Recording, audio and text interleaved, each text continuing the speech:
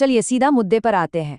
आज के इस एक्सप्लेनर में हम मॉर्टल मेलाटी के उस खौफनाक इतिहास और एक ऐसे श्राप को डिकोड करने वाले हैं जो पीढ़ियों से चला आ रहा है और जिसने एक भयानक सुपरनैचुरल जेल को जन्म दिया।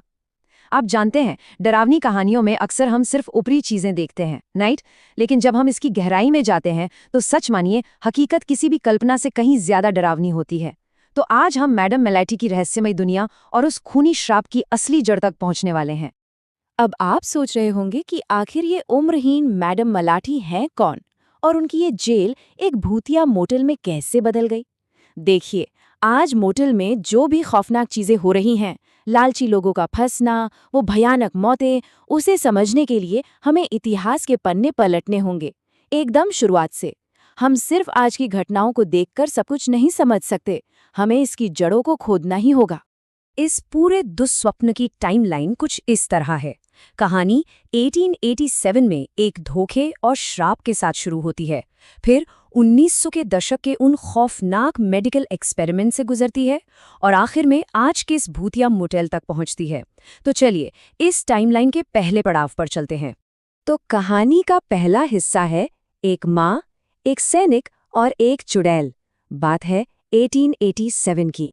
यहाँ एक बात पर गौर कीजिएगा, क्योंकि यही पूरी कहानी का आधार है।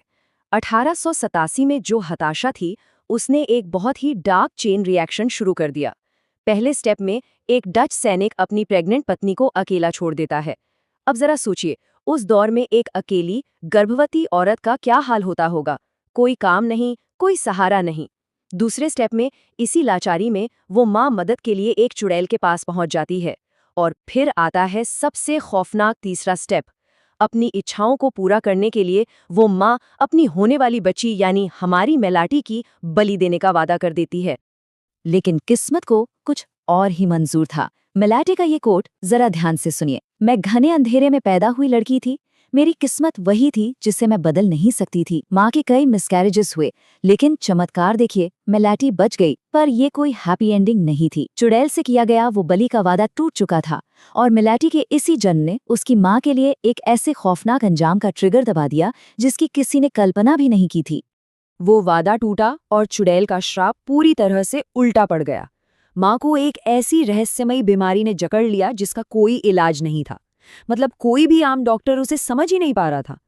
इस अजीबोगरीब बीमारी ने उन्हें समाज से बिल्कुल अलग थलग कर दिया और इसी बेबसी ने उन्हें एक बेहद खतरनाक आदमी के दरवाजे पर ला खड़ा किया।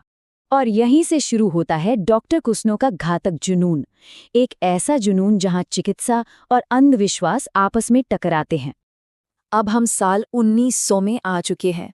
पारंपरिक इलाज पूरी तरह फेल हो चुका था और वो हताश माँ पहुंचती है बदनाम डॉक्टर कुस्नो के पास। अब यहाँ मेलाटी की माँ के सामने दो अलग अलग लेकिन बराबर के भयानक खतरे थे।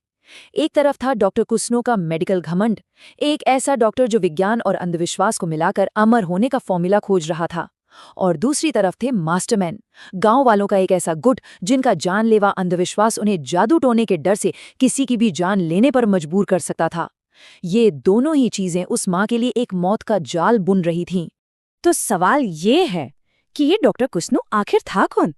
वो सिर्फ एक डॉक्टर नहीं था, बल्कि एक ऐसा सनकी इंसान था जिसे उसके अजीबोगरीब एक्सपेरिमेंट्स की वजह से समाज से निकाल दिया गया था। सोचिए, वो अपने घर के अंधेरे बेसमेंट में मुर्दों पर एक्सपेरिमेंट करता था।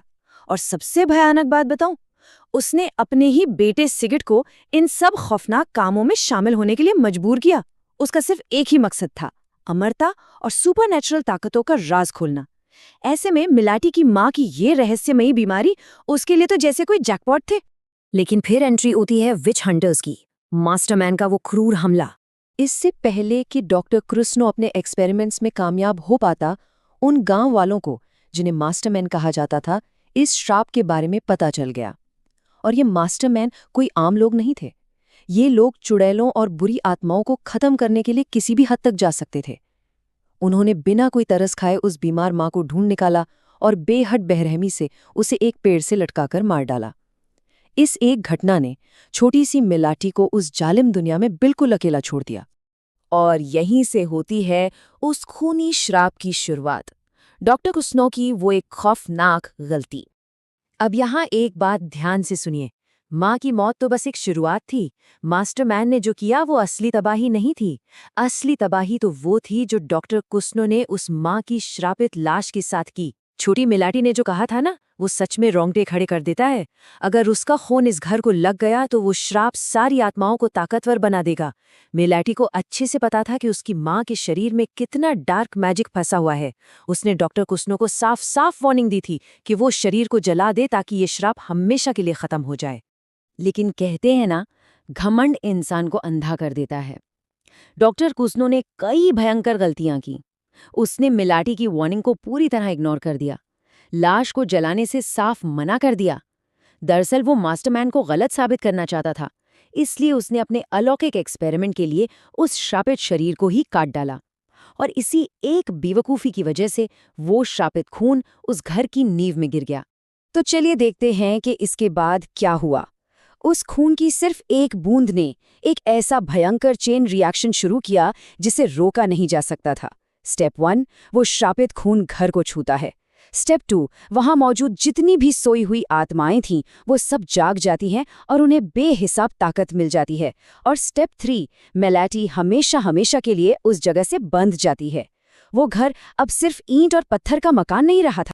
असल में ये श्राप आम इंसानों के लिए था ही नहीं, इसने तो पूरी वास्तविकता को ही मोड़ कर रख दिया। उस जगह को एक ऐसे शैतानी जाल में बदल दिया जो लालची और पापी लोगों को जिंदा निगल जाता है। आज के समय में जो भी मेहमान, चाहे वो कोई चोर हो या अपने लालच में अंधा कोई इंसान, इस मोटल में कदम रखता है, वो इसी अंतहीन खौफनाक लूप में फंस जाता है जहां सिर्फ और सिर्फ मेलाटी के नियम चलते हैं। तो इस पूरी कहानी को जानने के बाद एक बहुत ही गहरा सवाल उठता है। जब हम आज मैडम मेलाटी को मॉडल में अपने खौफनाक नियम चलाते हुए देखते हैं, तो सोचने वाली बात है, क्या वो सच में इस मॉडल की कोई खूंखार विलन है, या फिर वो खुद एक सदी पुरानी इस भयानक त्रासदी की सबसे बड़ी शिकार है? क्या वो कोई राक्षस है, या सिर्फ अपनी ही खौफनाक उत्पत्ति की एक कैदी?